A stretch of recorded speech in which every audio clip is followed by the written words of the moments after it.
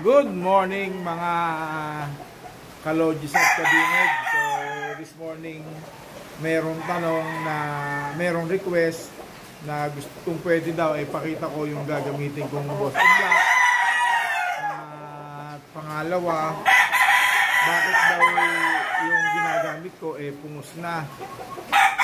So una muna natin sasigutin bakit sila pungos na. So, yung pungos naman, wala naman niya, hindi naman po yan nakaka-apekto sa similya nila.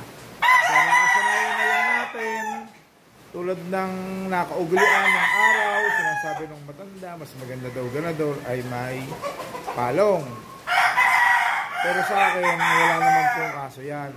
So, yung tao nga, maputol man ng kamay, maputol man ng paa, basta nakakaasawa, normal din po yung anak nila. Sa manok din po, ganon. Basta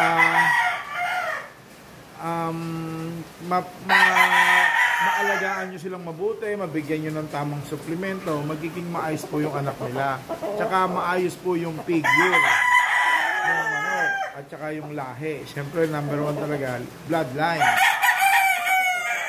So, ito po yung aking isasalang na brood stud na Boston Black. Ayan po. So, ito po yung aking Boston Black. Bakit nga ba madaming nagtatanong ng Boston Black sa ibang hindi nakakaalam?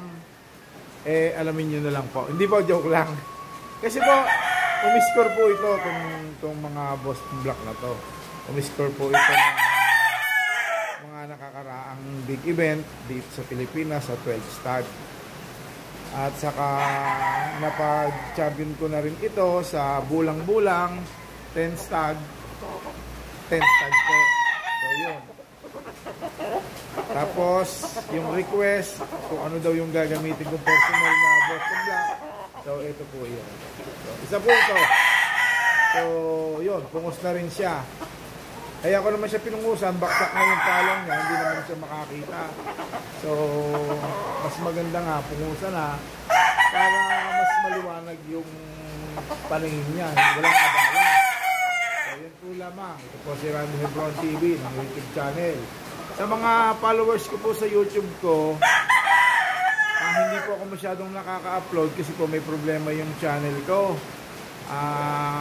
Aantayin ko lang pong maayos yung ads bago po tayo mag-upload. Pero magta-try din po ulit ako na mag-upload po unti-unti. So yun po lamang. Good morning po sa inyo lahat. Bye-bye. Ito po si Randy Hebron TV ng YouTube channel. Thank you.